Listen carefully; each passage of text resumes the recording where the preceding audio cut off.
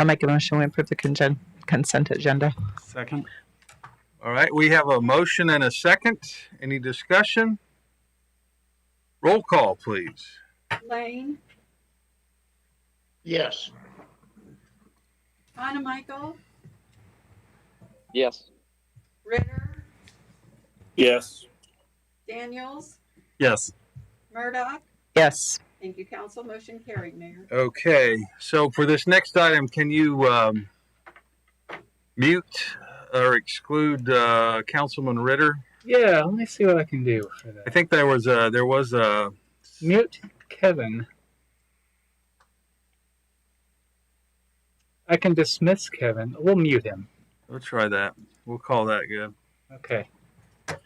He can't object anymore. All right, so that will be noted then in the minutes that Yes. Councilman Ritter has left the meeting, and our next agenda item is consider pay ordinance number 882A. I'll make a motion we approve pay ordinance number 882A. Second. All right, a motion and a second has been made. Any discussion? Roll call, please. Anna Michael, Yes. Daniels, Yes. Lane, Yes. Murdoch. Yes. Thank you, council. Motion carried. Okay. Our next item is call to the public. Members of the public can use this time to comment about any item not listed on tonight's agenda. No one here is live in the audience, and I don't see anybody on the call or on the go to meeting. Do you, Mike? No, it's just us and our two consultants from Offense. Okay, so I'm going to dispense with that then. Old business, item 3, we have none, so we'll go to item 4A, new business. Consider bids. Oh, let's see. Let's unmute Kevin. Yeah, just I have. I think he's muted himself. All right. I'm back. All right. So we'll go to 4A, consider bids for street department facility improvements. Yes, council. These are a number of items that are falling under our capital improvement program. This year, we have $270,000 in this year's CIP budget for improvements to the facility we bought a few years ago.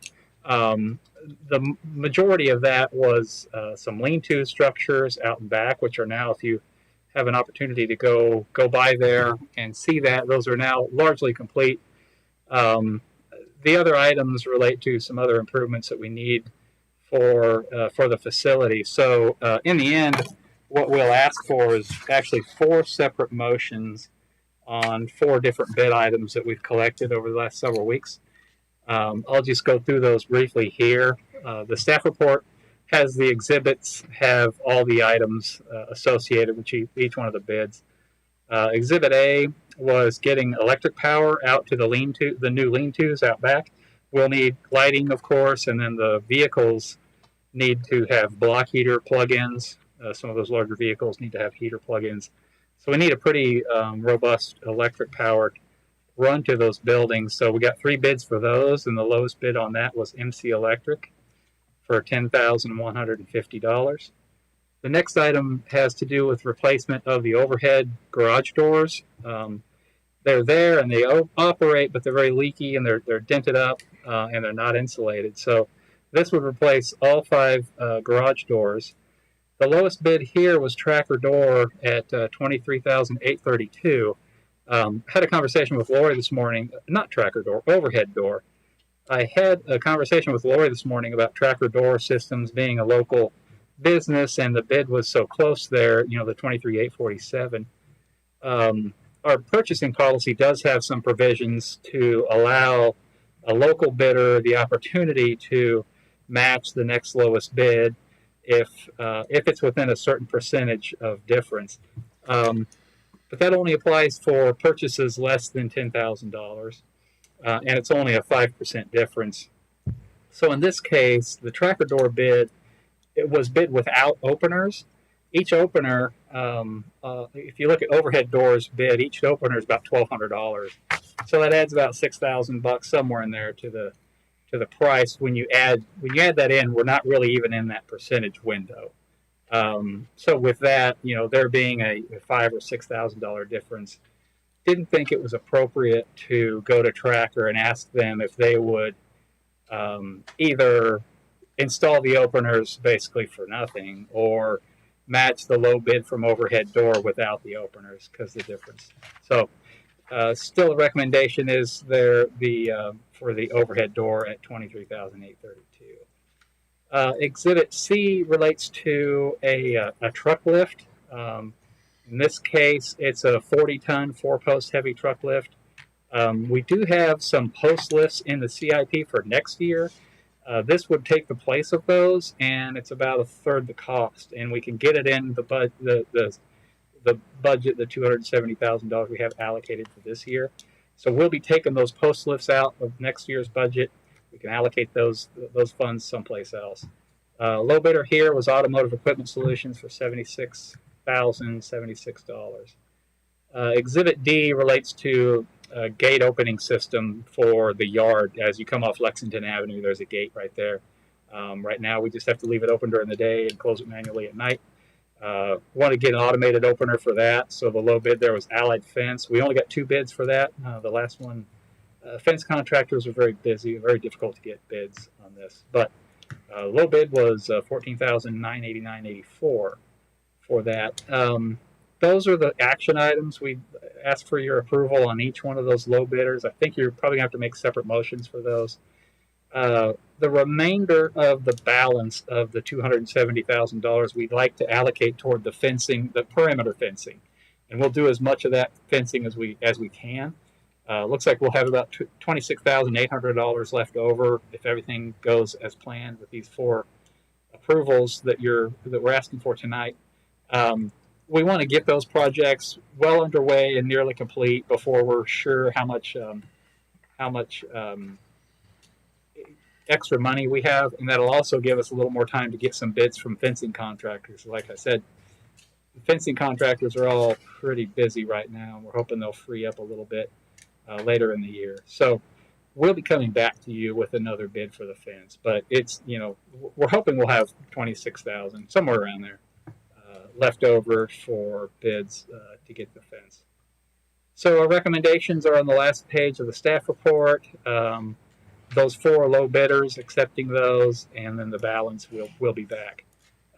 Doing all that will put us right at the $270,000 we have allocated in the CIP. Okay, questions for Mike? Lori? You asked yours already. Yeah, I asked mine. It's Any follow-up or other comment? not really. I mean, I kind of figured that the openers, it just surprised me that they didn't put openers in it. It just seemed kind of an odd thing. So I just was wondering if anybody had followed up with them. So, but it's fine. Okay, Rob? So with the 4 posts this year, how much does that take out of the CIP next year? Let me see if I Because can. you said this was a lot cheaper, so a lot lower cost. But it's cheaper than the 4 posts are. I just can't remember how much we had allocated in the budget for next year, in the CIP. Actually, it's in the. Let me just, That's fine. We can find it later. yeah, it's actually in the draft budget here somewhere.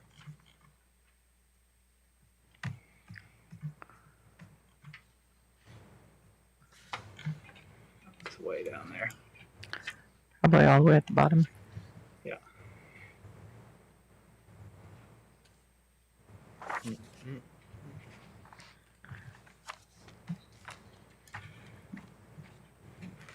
it's super clear to see too. Yeah, we only had 55,000. That would not have been enough. Okay.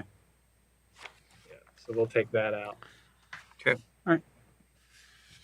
Kevin Hanemichael, any questions? No questions. Looks pretty straightforward to me. Okay. Kevin Ritter, any questions? No questions, Mayor. Very supportive. Danny? No questions, Mayor. I'm good with it.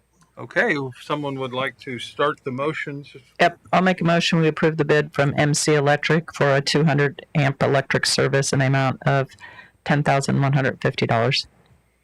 I'll second that. All right, we have a motion and a second. Any discussion? Roll call, please. Michael, Yes. Daniels, Yes. Ritter, Yes. Lane, Yes. Murdoch. Yes. Thank you, council. Motion carried. Okay. I'll make a motion. We approve the bid from Overhead Door for 5 garage doors and openers in the amount of $23,832. Second that. All right, we have a motion and a second. Any discussion? Roll call, please. Ritter, Yes. Daniels, Yes. Michael, Yes. Lane, Yes. Murdoch. Yes. Thank you, council. Motion carried. I'll make a motion. We approve the bid from Automotive Equipment Solutions for a truck lift in the amount of $76,076.09. Second that. All right, again, we have a motion and a second. Any discussion? Roll call, please. Daniels, Yes. Michael, Yes. Ritter, Yes. Lane, Yes. Murdoch. Yes. Thank you, council. Motion carried. I'll make a motion. We approve the bid from Allied Fence, the gate guys, for gates in the amount of $14,989.84. Second that. Okay. Any discussion of the motion? Roll call, please. Michael, Yes. Ritter, Yes. Daniels, Yes. Lane, Yes. Murdoch. Yes. Thank you, council. Motion carried. Okay, Very good. that was exhausting. All right, our next item is to discuss public information meeting materials for the Roundabout project. Yes, Council.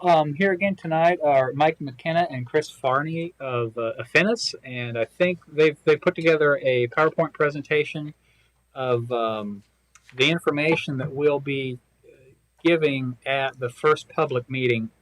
You'll recall the scope involves some public outreach and information meetings really early on in the process before we really start design to kind of start getting the community discussion and concerns answered, getting that discussion going. When we talked about this, when we approved the contract, there was a desire from the council to see this information, have these discussions here before we reach out to the broader community. I think it's a really good idea that we all kind of get a really firm understanding of, or just a recap of the decisions that we've made throughout this process to get us here where we're designing a roundabout. So I think I'm going to turn it over to Mike. I believe you're going to be doing the presentation, and Mike, if you just let me know when to proceed through the slides, I'll do my best. Sure. And fair warning, I was out of town for a couple of days, and Chris did the lion's share of putting this together. So, Chris, you have a license to jump in and correct me if I say anything wrong. Sounds good. So, just starting out, the whole idea of this is to, when you have a public meeting online, you can't really do it in the true open house format. And so the goal is to walk through this presentation and kind of give everybody just a general overview of how things came about, how you ended up with this project, what this project is, and then the benefits of the roundabout and some of that warm fuzzy feeling about the safety of the kids at the school. And then at the end of that, give them a chance to ask any of the questions they want to ask, and pointing out that any questions related to the project as a whole would be answered online, and any any questions they have about specifics for a property or a person in particular we'd be willing to answer those after the fact at a different time, so that you don't get into the individual discussions with everyone sitting there waiting. So starting out, at the beginning of this first slide, Mike, you would probably lead this effort and introduce all of us and say, hey, I'm here with the consultants and want to give you a little history on the project. And you flip to that next slide there, and this is where you can kind of talk about how or why the intersection became an issue that was brought up and people wanted this intersection looked at. And then you go to the next slide and you can say we've done a number of studies over the years at this location. And through this process, we landed with the study that a roundabout was the best option for this intersection. And then you would go to the next slide, and whether we have this slide or we just have these as bullets, we can decide. But essentially, signal wasn't warranted. So you're either leaving the stop signs, or a roundabout is a nice alternative to having stop signs at this location, and still provides a safe route for kids getting to school and doesn't deter traffic.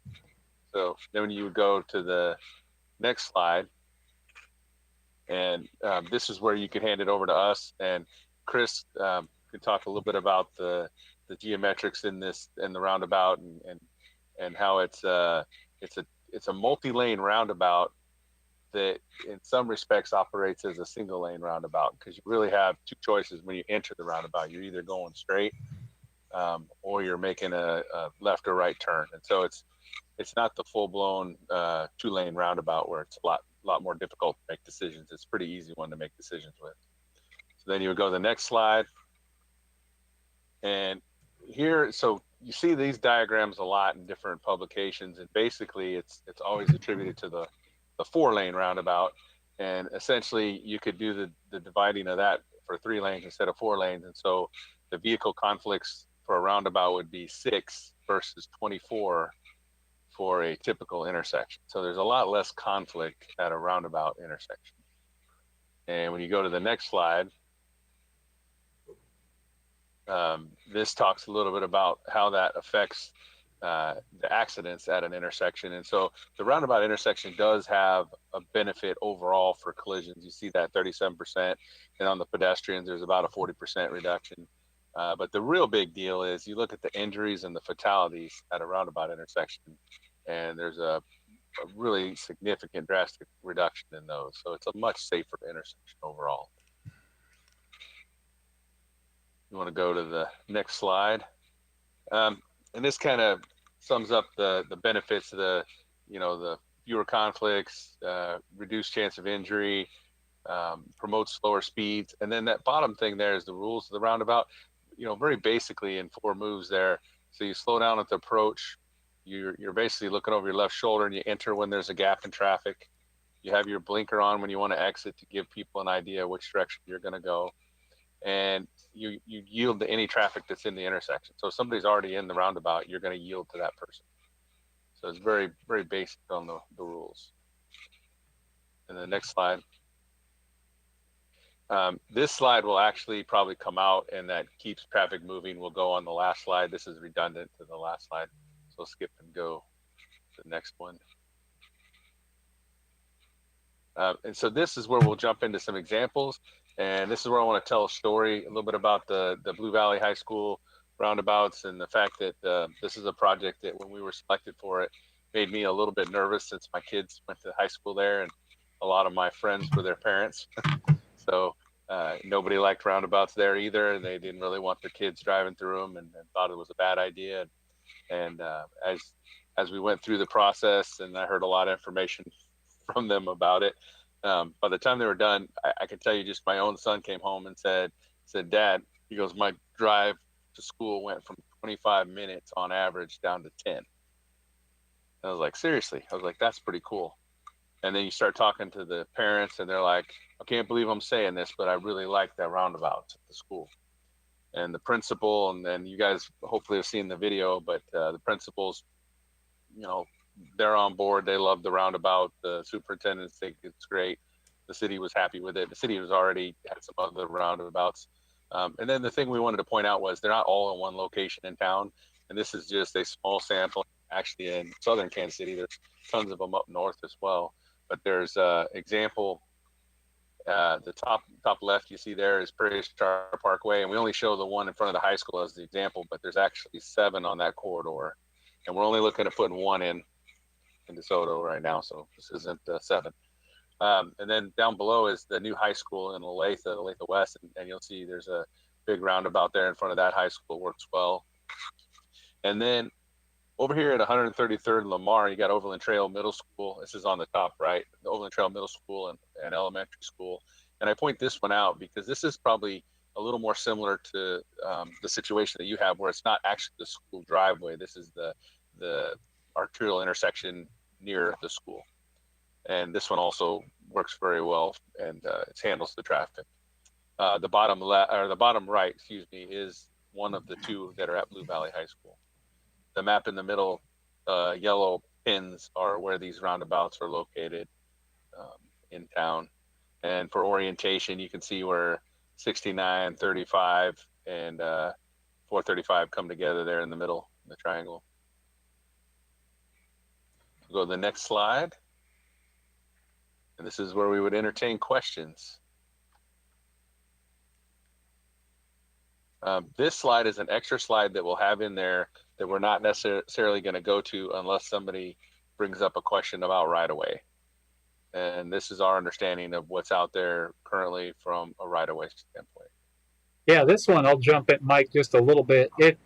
I thought this was all wrong, and I was going to have to correct you on this, but oddly enough, the state of Kansas right-of-way, this is correct. The state of Kansas is shown as owner of this right-of-way that's north of 91st Street, the east half of Lexington Avenue, and their ownership shows going up, I don't know, halfway up to Penner Avenue as state of Kansas. It's just on Ames. So it's a little funny. Also, this green tract here is shown as USA GSA, but this tract down here, the same railroad, is shown as ownership of the city of DeSoto. I think those are probably more likely Ames mapping anomalies than really legal ownership, but it's something to probably chase out as we get into this a little bit. Okay. My thought on why the DeSoto one for the railroad was when you guys did the other project up at the intersection and you had to chase the railroad back out. And I wondered if you actually bought the right away to chase the railroad back out. No, we didn't. No. Probably more related to there's a subdivision plat adjacent to that, I believe, on the east that may have dedicated right away over that railroad easement or right away. So right, yeah, there's some weirdness there. So it might be a right away inside of a right away there. Could be. Yep. Okay. So again, maybe we don't even show this, even if someone asks questions, just to avoid additional questions. I don't know. Yeah. That was the gist of what we had, though. Yeah. So Mike, then from a timing perspective, we're wanting to hold this like we were saying early on in the process, really before we start any true design. You know, as we're getting the field work done, and we're thinking that that's sometime in August. And at this point, it looks like it's probably safest to plan that as a virtual meeting rather than trying to gather people and do the distancing thing. So we're gonna start planning it that way. And hopefully, I had a little conversation with Mike about this, and just in terms of open house meetings and how those go on the online, on this format. And it seems like he's had at least decent luck doing that. We're happy to meet, of course, individual property owners that abut the thing. We'll have a more direct interaction with them, but we're still kind of vetting that out. How do we get the word out? Are people just going to use DeSoto's go-to meeting and attend like that? And so we'll work with Whitney on just how to advertise that best. And the good part is we'll be able to record that like we're doing now, and then we'll have it for later, and we can put that on a project-specific portion of our website if we feel like we need to do that. So that's it. That's what we wanted to present to you. If you have any questions or concerns about that, let us know. Of course, we'll be filling in some gaps as we get closer, and I'll of course keep you all updated on when we're going to have that meeting. Any comments from council on what's been presented here? Lori? Rob? I don't think so. All right. Danny? I'm good, Mayor. Thank you. Kevin Honemichael? Yes, thank you. I got a couple I'd like to add in. When you can you go back to the slide on the history where you had the images of the previous studies that were done. I think it's also these reference the traffic studies that were previously done. I think it's also worth listing that it was included as part of the Lexington Avenue corridor plan that was done in the mid 2000s as well. So it was adopted into our comprehensive plan by reference over 15 years ago. So it's something that's been out there. And I think, Mike, you can dredge up the date or the title on that. Yeah, good point. Good point. Yep. Yeah, just in terms of history, I mean, we got the traffic studies that go back, but I think it was about that 2005 era was when the Lexington Avenue plan was done. Yeah. The other thought I had is it worth having the WSP Video, like the traffic simulation model available to run? I think they did a really nice job of, as you could do as well, Mike, but they've already done it. So, why put the labor into it? Would it be worth having that accessible to play the actual operation of that roundabout has been modeled? Yeah, that's a great idea. Sure. Yeah. And that'd be a good thing to throw on the project website if we develop one of those. And then I might suggest that when you are talking about the benefits, if you could, you got the broad gauge benefits, and then talk about some of the pain points that it specifically alleviates, or kind of the flip side is go ahead and address what we've known to be some of the concerns that have been put out there on social media. So in terms of the pain point that alleviates, it's the northbound left, where it's hard to make that. It's hard for the high school students or parents dropping off to make that left when the southbound traffic is going through. So that's a particular, it causes that free flow. And I think, Mike, that'll kind of weave right into your story about reducing the transportation time, because it's that northbound left that backs up really bad. Some of the comments that we've heard are, and this is what made me think of the model. We hear concerns about fire trucks and school buses being able to navigate that. And so maybe if you can, just address that, it will be considered for long wheelbase vehicles, whether it's, the school buses, the fire trucks, or a delivery truck out to Merck Animal Health. And then the other one is concerns that young drivers aren't able to or have difficulty driving roundabouts. And I think that, you might be able to show that there's been a history at part of the reason you're picking these roundabouts near schools is because, we can look back at the low accident rates there, the low crash rates there. The other one that that I like is the one at Olathe North also. And I say I like it in that it's also representative of kind of that's an odd configuration. It's sort of a Y kind of a configuration. So you might, I don't know, you can look at it and see if you think it's worth having it on your list of other examples. And you've got an employee who follows DeSoto social media pretty heavily. So Jamie Bell, I think he can help you out with some ideas of what some of the concerns may be that you can go ahead and include. Okay, good or bad, just for full disclosure, past employee. Oh, well, never mind. Are you back in the real estate business? That's what he was doing, yeah. I'm not sure if he's doing that or not. Okay, well, never mind. You can use us. That was all I have. Thank you. all right. That was good information, Kevin. Kevin Ritter, any comments? No, Mayor. I think Kevin covered them all. I do agree that bringing up all that's good information. The fire department supported it pretty early on with a letter, so I think it's good to share that, because there's been some talk on the street, about the fire trucks not being able to get through there, and the fire chief was early on supportive of that. So I think that's important. I only have one other question, and it doesn't have to be dealt with now, but I'll mention it. It looks like we're going to take away the sidewalk and make the sidewalk go, I guess that would be to the east. And there's a couple power poles there. We're not going to end up with another ugly wall situation, are we, when we move the sidewalk? It'd be too close to the road, or is it going to have enough room for curb? I think that would be make sure that we have enough right of way there to make sure that we don't end up with a situation we do at the other end of the town. That's all I have. Okay.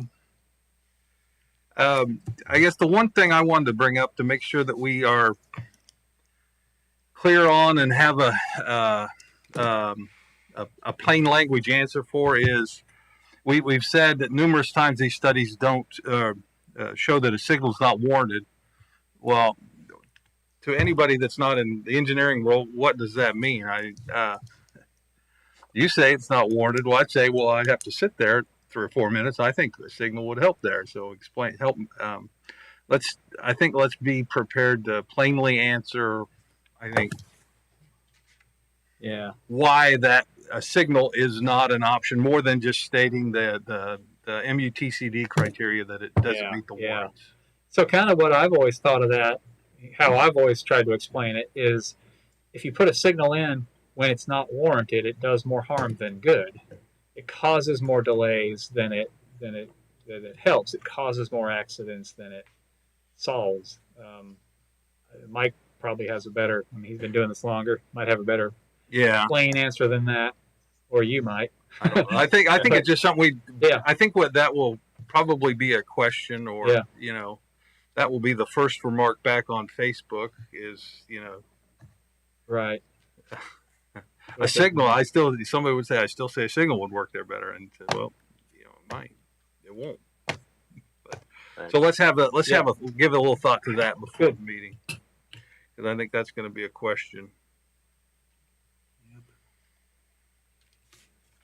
The Affinis Blue Valley video, I didn't see. Were you planning to show that as well, Mike? Or well, and that was a question. It's about, I think it's a total of 3 minutes long.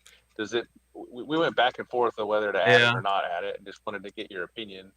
If you thought that was a good ad, we would definitely add it, or not. Yeah, I probably should watch it again, and maybe it may be the clip from the school administrator talking to. I think he covered a lot of the student safety and their driver learning curve and that kind of stuff, I think, didn't he? So there might maybe not the whole thing, but there might be some good nuggets there that we would want to include. I don't know. Okay. Yeah, I would agree with that, Mayor. I think an edited version would be good because that clip of the superintendent's really good. The other thing I think that you guys had in that video was that there was a clear video of a school bus during one of your shots, navigating the roundabout. So more than a simulation, that's an actual event that was recorded on video. I'm pretty sure I saw that, but I watched a lot of roundabout videos back about then, so I really don't know. It might have been another one.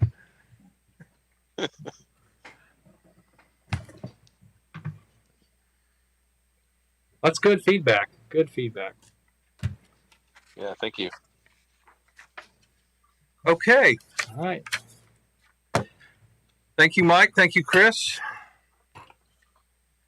Thank you very much, and we'll get to making some of these edits and get that thing ready, and then when we're ready to have a meeting, Mike, we'll be ready to go.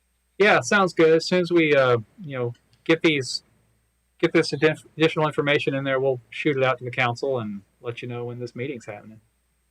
Perfect. Sounds All good. right. Thank you guys. Have a good evening. Yeah, thank you. Take care. So we will move on to our highlight item of the evening. Consider the 2020 or discuss the 2021 budget. So. Why did the city attorney roll his eyes when you said that? Yes, this is the highlight. I really appreciate you putting it that way, Mr. Mayor. This budget was a little bit different process. We've talked quite a bit about how the COVID shutdowns have changed our timeline and our discussion around the 2021 budget. It's now really the numbers have been in draft form really since I think you saw those more or less you saw those sometime in May.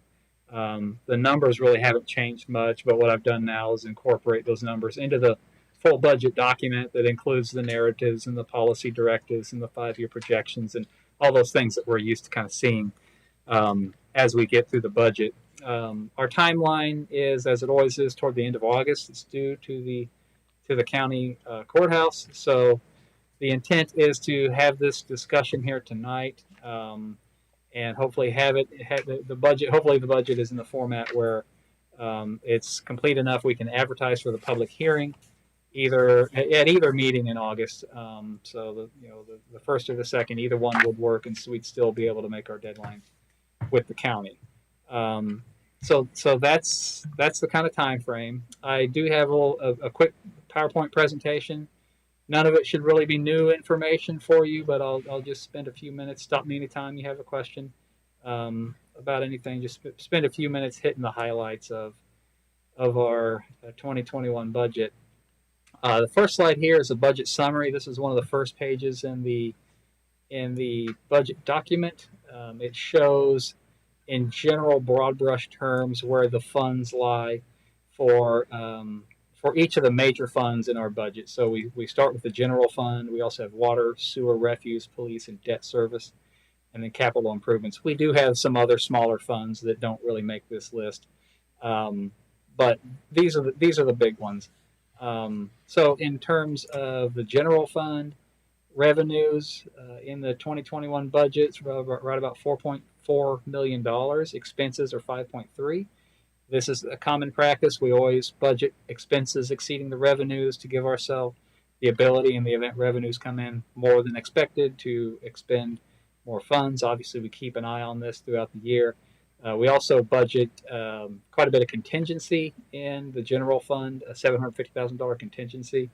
And we typically, throughout all the individual line items in the general fund, each one of those typically is a little bit more than we spend each year. So we'll have what I've called unexpended appropriations at the end of each year. So we're expecting for next year to have about $100,000 worth of those, and it's average, somewhere in that neighborhood for the last 5 to 6 years or so.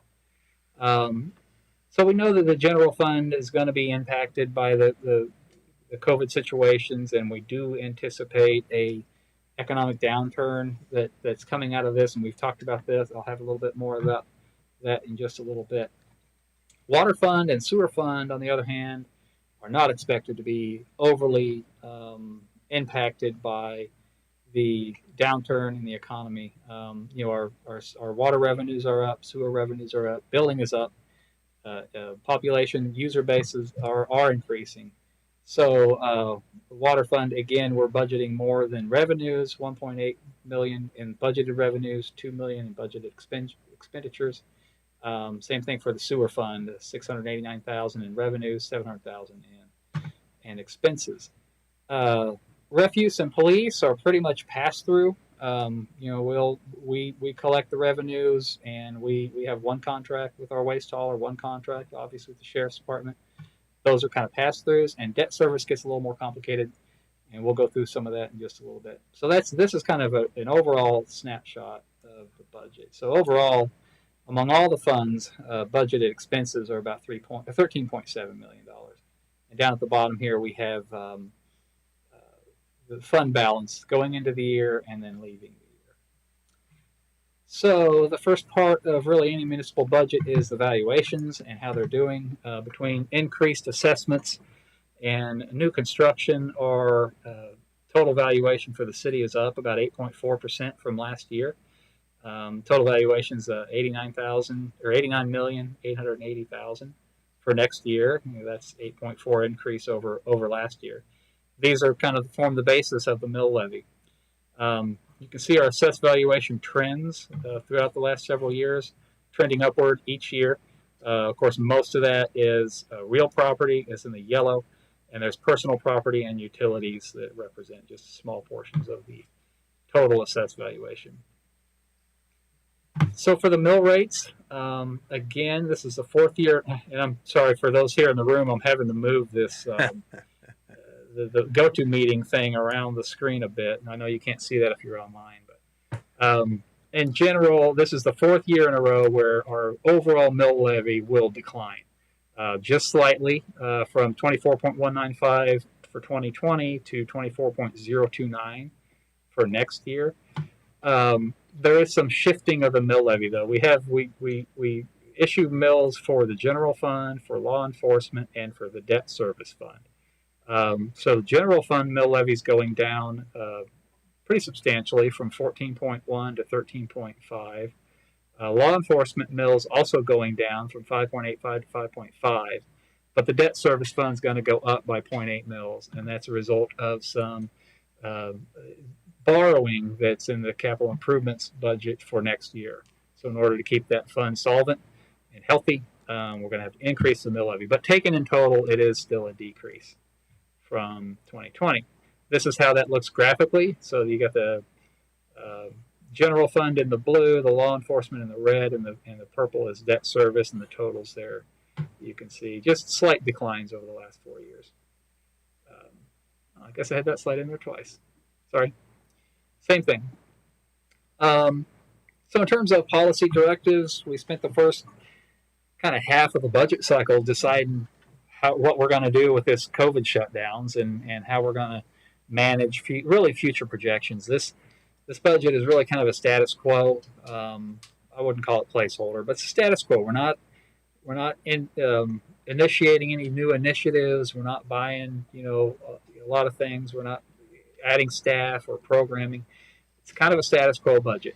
And so we've really formulated our discussions with the budget more around these 5-year projections than we did for the budget for 2021. And so without reading all this that's on your screen, basically what we've done is modeled a pretty significant recession. Really starting this year, we've modeled revenues to decline this year by sales tax by 10%. A further decline next year by 3%, then a leveling off before a modest recovery through 2025. So as a result of that, what we've done with wages last year or this year's budget, we've got 4% total merit plus cost of living. Next year's budget will be 3%. Half of that's merit and half of it's cost of living.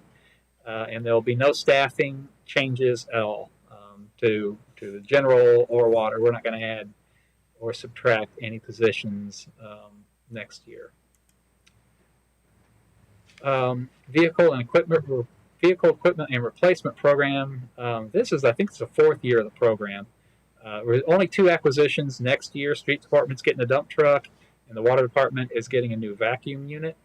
The dump truck, money for the dump truck will come from our process of borrowing from the Electric Reserve Fund and then paying ourselves back over time. There's $37,000 in the Street Department budget for the first year of that loan installment, but the dump truck's going to cost $170,000. So that is the only expense coming out of the Electric Utility Fund next year for 2021. This red line hits right about that $170,000 mark. The Water Department for the vac unit, we're currently planning on that being a lease purchase contractor's equipment sort of a arrangement. We think that'll be available to us. It might be we have to purchase that through the Electric Reserve. If so, we'll have to make that adjustment. But that's for a 5-year lease on that. So notably, in the Electric Reserve Fund, you'll notice 2022, the way the program is scheduling out, we have a number of acquisitions next year, total $300,000 worth of acquisitions from that utility fund in 2022. We're not budgeting those yet, but you see that's why the big increase in this expenditure line and the decrease in the fund balance. But the bottom line on here, the zero amount is 1.3 million. So we're really only going from a high of 1.6 to down to 1.45 or so before it starts building back up. And by the end of 2025, we're kind of back to where we are this year. And that's the value of paying ourselves back with those pieces. So capital improvements next year is pretty busy. There's a lot of bullets on here. We had, just a reminder, we had In this year's budget, we had anticipated a $750,000 new debt issue. With the current markets the way they are and how they were going in the spring, we decided to put that off. The Capital Improvements Fund has enough fund balance that we can still do all the projects we were going to do without that new cash infusion this year. But we've delayed it till 2021, and we've increased it to 1.1 million from 750, and that's really more to handle some out-year cash flow issues. Now, this doesn't include anything to do with the $500,000 we got from KDOT. Just were awarded that last week for the Ottawa Street reconstruction in 2022. So we'll have to work that into the CIP update. So this doesn't really include that.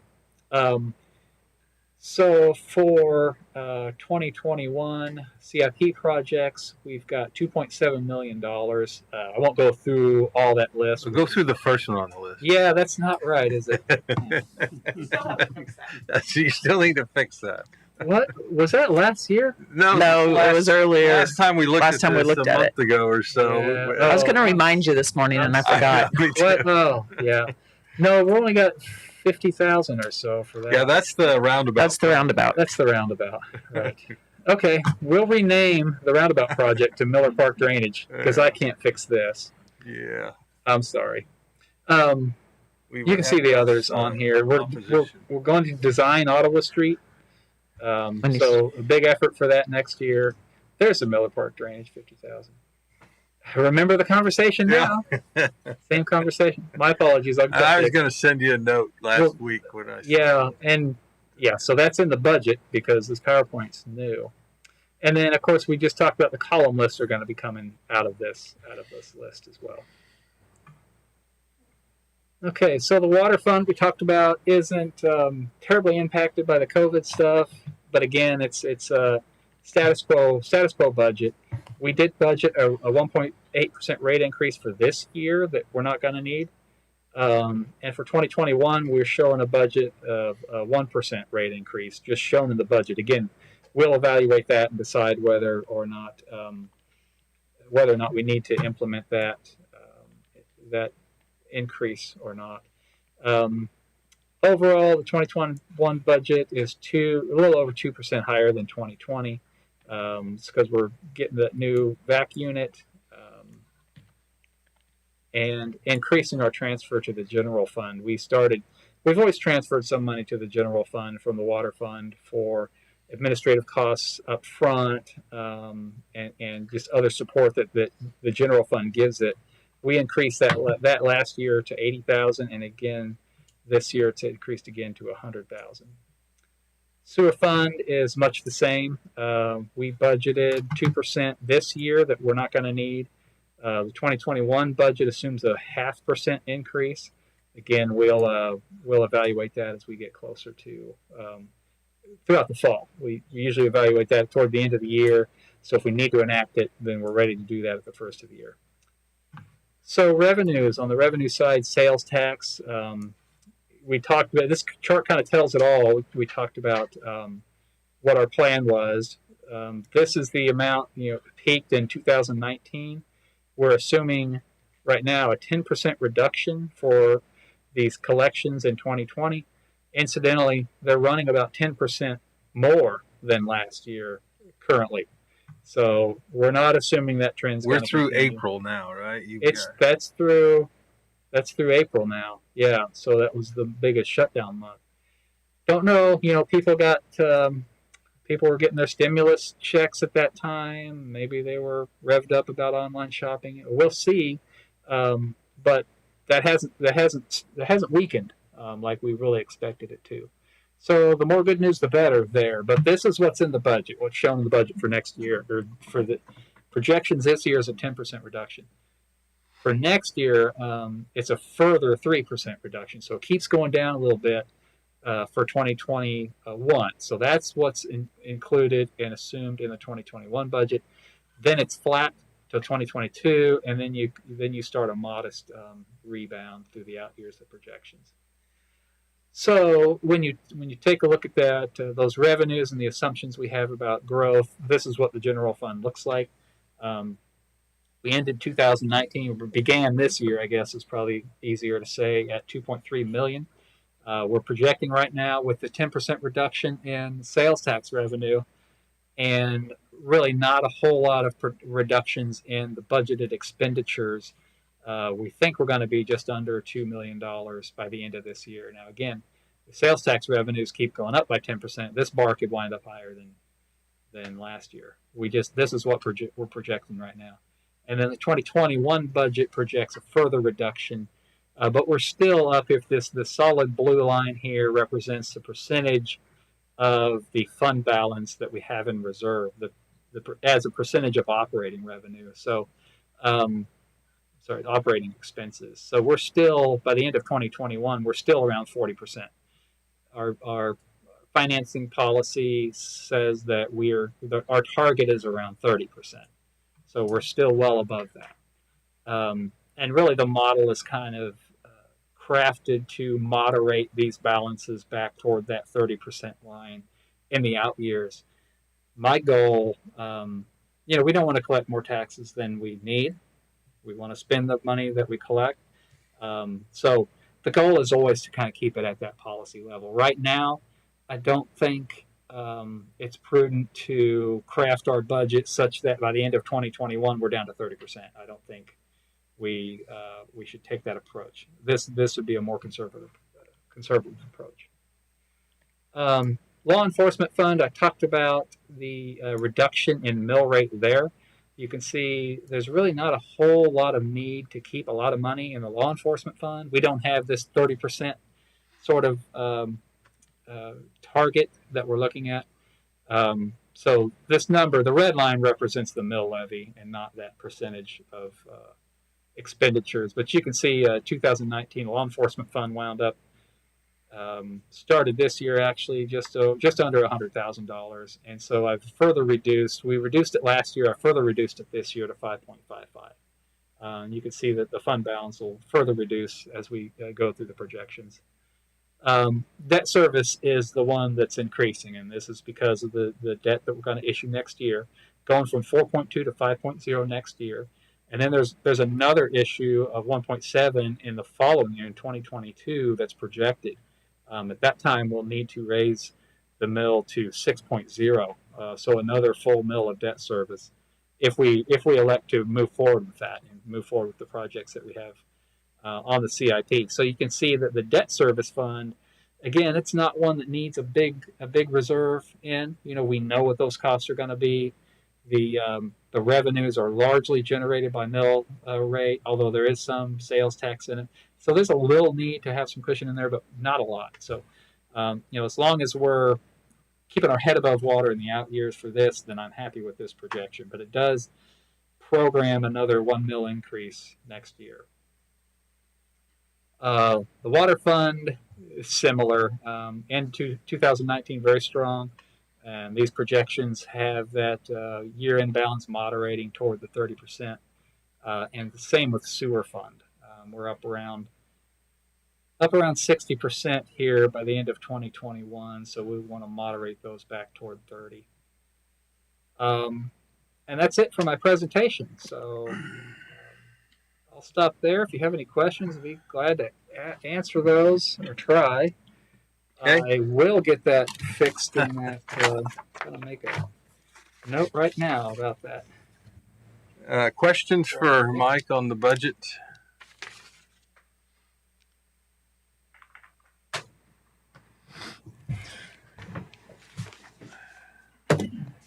So, sounds like our building permits this year are still going pretty gangbusters as far as adding to our valuation, total overall valuation in the future.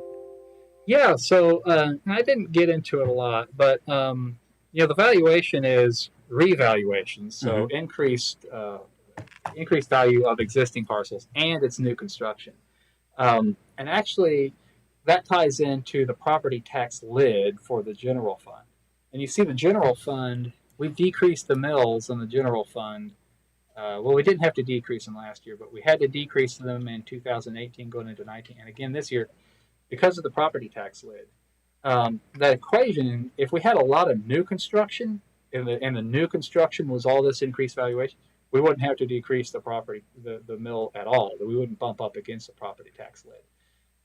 This time it did, and I was surprised at how small the new construction valuation was compared to the reevaluations. It was, it was less than 5%. So that kind of surprised me. That's a big part of the reason why we've got. I mean, really, the 13.47, we're right at the property tax lid. That's as much as we can really collect with the way our budget's structured right now. So it lags a little bit, but I was surprised to see that it really wasn't as big a percentage of our increase as I thought. Most of it is revaluation, increased values on everybody's properties.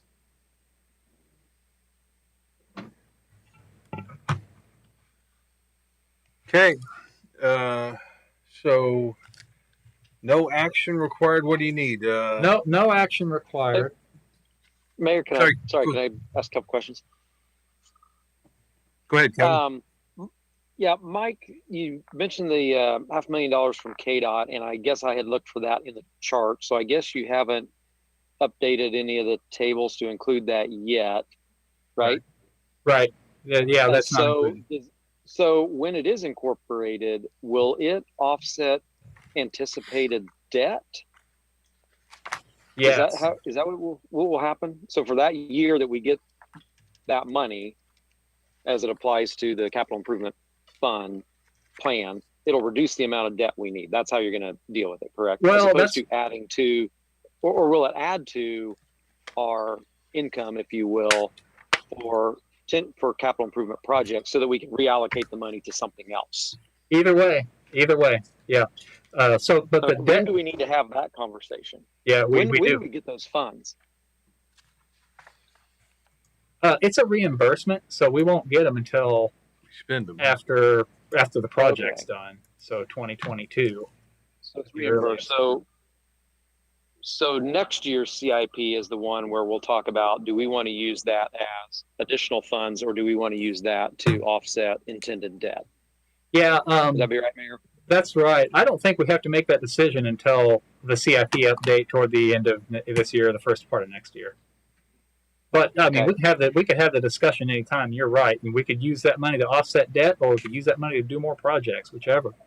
Right, because then we can look at the projects that are in the CIP that were honorable mention, or that may need some augmentation, or maybe we don't get funding for something else that we thought we might. So exactly, yes. And then, Mike, if I could ask a favor, when I was trying to answer that question for myself, I went to the city's website to look at the CIP, and the one on the CIP, the one on the website is still from 2018. Oh, okay. So would there be any reason not to be able to post the current CIP? Not at all. We're just probably behind on that. Yeah.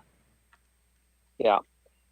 And then I might have missed it when you said it, but in your narrative, and you mentioned, good news with another month's sales tax collection. And I know we talked about it a little bit. Did you say what the latest report was? Yeah, overall, for the last month that we got. Yeah, overall through April, we're up 10% from through April last year. You're muted. I'm sorry. And how did that change from our last meeting? How did that change? Has it changed since we heard that? Oh, well, most recent sales tax collection number? Yeah, not early July, but June.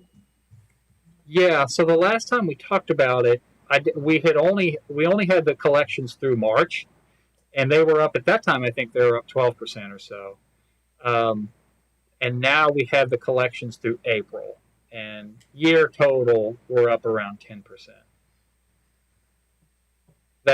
I think that's new information to you, if I'm not mistaken. Yeah. Okay. Okay. The other thing that you were trying to get a handle on why, and so I did have the Department of Commerce was able to break down sales tax collections by industry for me. I haven't really been able to comb through all that, but I hope in the next several months to be able to try to answer that why question a little better than we have been. Okay, that was all I had. Thank you. All right, thanks.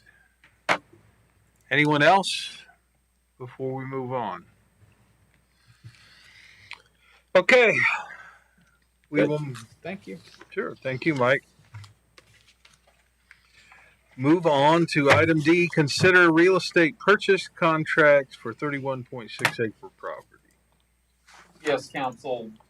What you have before you, you recall, prior to the park referendum, we secured an option contract on roughly 30 acres that would have served as the site of the new sports complex. Um, so the option contract is still available to the city, and so this contract, if you authorize the mayor to enter into it, that would allow the city to go ahead with this purchase for future recreational purposes. Um, so, pretty straightforward contract. This is vacant agricultural land. So, in talking to Mike, we don't feel like we have to do any environmental studies or really much inspection at all. We did have the survey done. The one condition the seller wanted the farmer who's farming the ground right now to be able to remove the crops that are currently planted. So that's covered in the contract. The seller has been really cooperative, and she actually has a meeting, a Zoom meeting tomorrow with her attorney. She didn't think, I talked to her earlier today. She's looked over the contract, doesn't expect many revisions at all, but we won't know that until tomorrow. So if this is something you want to pursue, we would just ask that you authorize the mayor to enter into it with, and also allow staff to accommodate the seller on any insignificant revisions that she might have. Our plan is to close on the property probably the 1st of August. So with that, I'll open it up for any questions. Okay. Questions for Patrick? Kevin? Hannah Michael? Ritter? No, sir. No, sir. Danny? No, sir. Rob? Nope. Lori? Nope, I think I'm good. All right. I think you look at it on the survey, you see, I mean, it's just ties. we own everything up next to it, so it's like the perfect piece to have purchased to expand our park down there. So, need a motion at this point? Yep. Make a motion that we authorize the mayor to enter into the real estate purchase contract and authorize city staff to make non-substantial revisions to the contract that may be requested by the seller. I'll second the motion. All right, we have a motion and a second. Any discussion of the motion? Not roll call, please. Lane, Yes. Ritter, Yes. Michael, Yes. Murdoch, Yes. Daniels. Yes. Thank you, council. Motion carried. Okay. Our next item is executive session, which we don't have, right? Correct. So we'll move on to advisory reports. Mike. Just one quick thing to update you on, council. Our traffic signal, we think, was struck by lightning probably Think it was. 2 weeks ago or so. It went into flash mode several times. We got that issue fixed, but it looks like one of the cameras was struck and is inoperable. So right now it's on a timer. So if you notice it's not being as responsive, it's taking a little bit longer. It's on a timer. We've had Mid-American Signal out to diagnose a problem. They're the ones that figured it was a camera, and now we have Capital Electric coming out to essentially replace the camera, but it'll probably be middle of next week. Is it warranty or insurance or just out of Not pocket? from Lightning. No, those cameras. I mean, there's only a couple years old. But Yeah. Lightning hits them. Of course, now they're trying to sell us a radar system. And I know that. Well, that was the next step. From the camera was radar. We might wind up. It's the westbound camera, so it's the one that faces east. From what I'm hearing, is the radar systems aren't that much more expensive, and the software will work with one optical camera and one radar camera. We might go that way. I don't know, but I'll get an update on cost, but I think I'm sure it's gonna cost more than my spending limit, and I want to go ahead and get that done. I won't know the cost until they get here and they kind of tell me. Initially, they said $7,000 to $10,000 possibly for all the work that needed to be done. So they've already done about $3,500 just in the cabinet, the one contractor. So I'll let you know as soon as I do about the other one, but I'll probably ask you to allow me to go ahead and make the expenditure unless there's an objection, and then we'll formally approve it at the next council meeting. Do we need any kind of motion on that? Because we have an extra week. So it's not 2 weeks from now. It'll be 3 weeks before our next council meeting. Right. What I've done in the past, when something like that comes up that's between council meetings, has to get done, I'll send an email out to all the council, letting you know, and then asking if there's any reservations about that to let me know. And if I don't hear those within a day, then I'll go ahead and proceed with the purchase. That's if it just happens and doesn't come up. Mm-hmm. What did you say the amount was? They said it might be the total, may be as much as $10,000. Why? I mean, why don't we just make a motion that if we agree that we would authorize? Is that the radar upgrade? That's for everything. All the stuff that's in the cabinet's already been done, and like a radar camera. So that'd be upgrading to the radar version. What's that? That'd be upgrading to the radar instead of photo version. Yeah, I haven't. Unknown. Yeah, I don't have anything specific yet, but that would be the. And then if it runs more than that, send out the email to poll. Yeah. Okay. That would seem. That would be fine. Yeah, that'd be great if we could do that. And we could. So I can make a motion to authorize city administrator to spend up to $10,000 on fixing the For emergency repairs. emergency repairs. Very good. Second. Thank you. I'll second that. All right.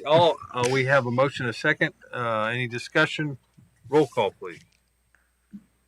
Michael, Yes. Lane, Yes. Daniels, Yes. Ritter, Yes. Murdoch. Yes. Thank you, council. Motion carried. What else? I said only one. There's actually two. Danny Lane actually helped us out reviewing qualification statements from engineers for the sidewalk project for 82nd Street. We received 4 statements. 2 of them were very good. One really stood out, and that was the one from PEC.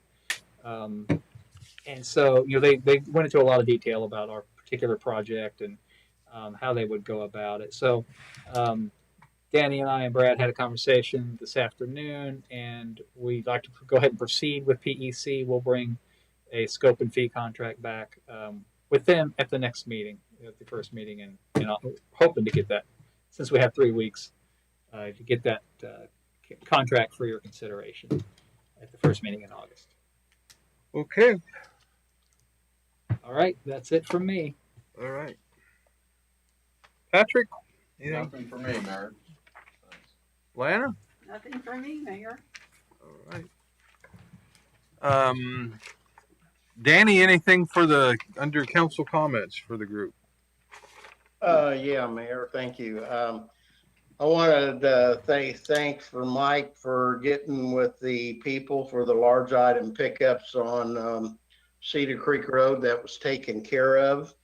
I also got a call also today on the work that was done below the Blue Water Tower. They said it looks great and the property was cleaned up very nicely. So wanted to make sure Mike knew that happened this afternoon late.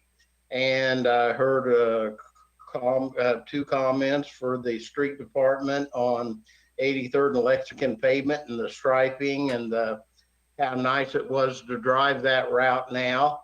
and the striping looked great too. So they were really extremely happy. So those three things, Mike, got taken care of, and that was really great. And the other person called in on the water tower, and they said it looked good too. So got that all taken care of. So thank you very much.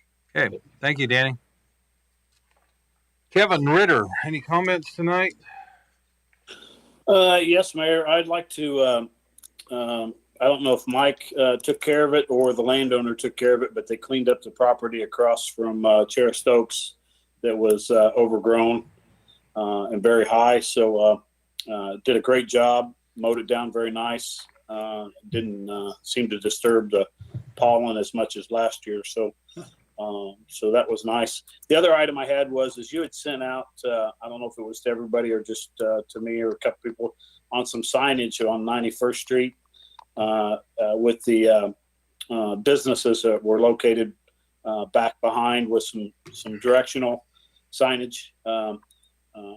My thoughts on that, I'd like to see if we couldn't proceed with that signage and putting them businesses' name on there and being able to figure out how to get there without crossing those double yellow lines.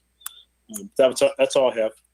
Okay, thank you, Kevin. Yeah, we ordered those signs. I don't know if they've come in yet, though. I'll check on it. Thank you, Mike. Kevin Honemichael. I have nothing tonight. All right, thank you. Rob?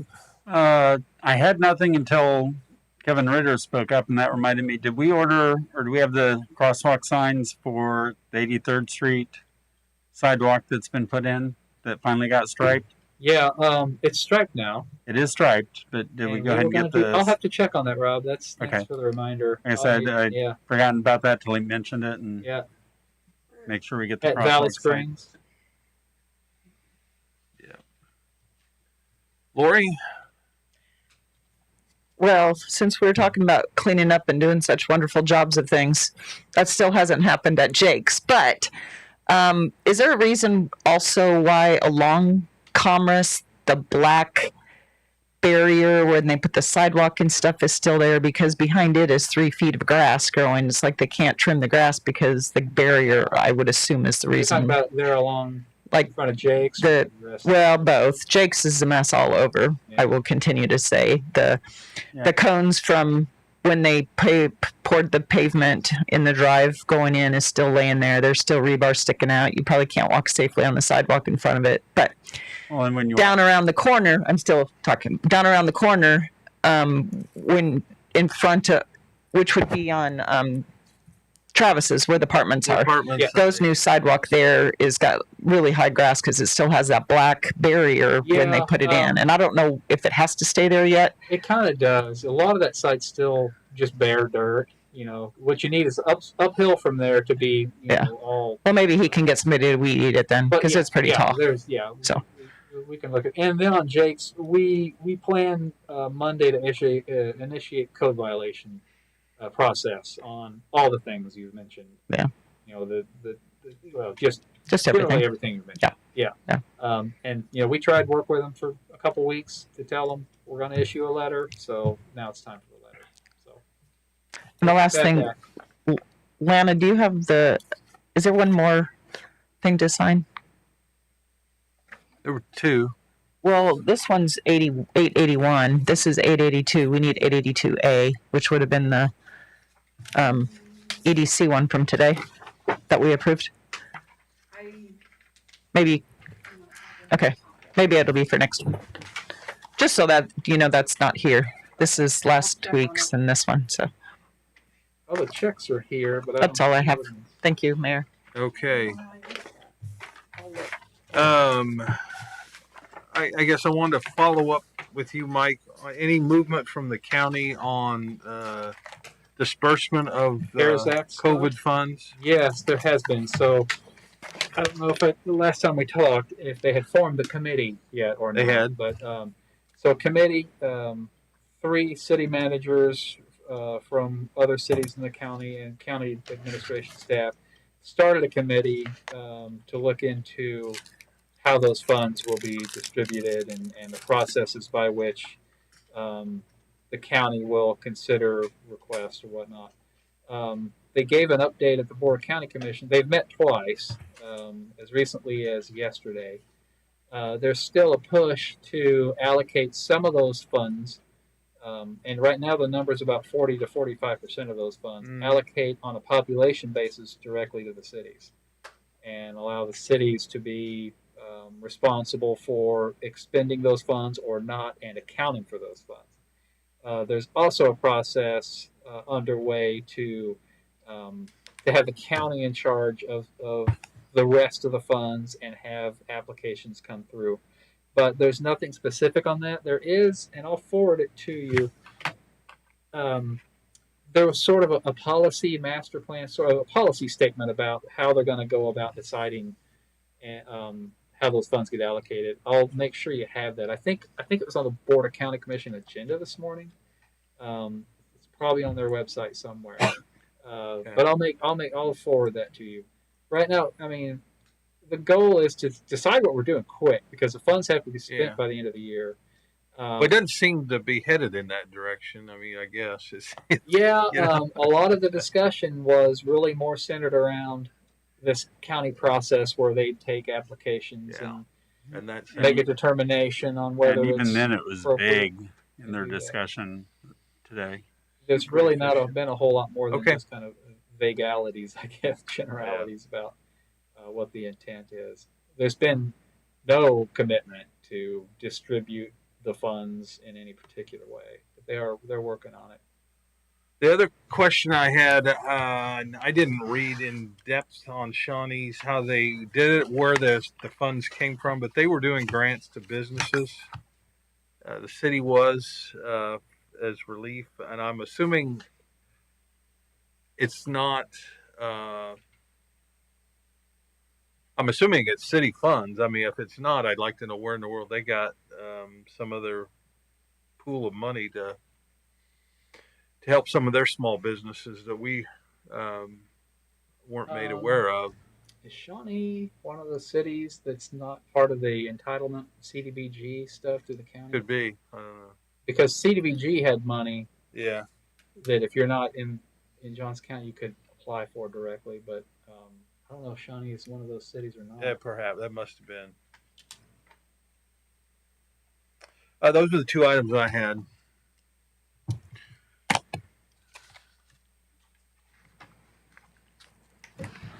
So I would entertain a motion to. I'll make a motion. We adjourn. Second.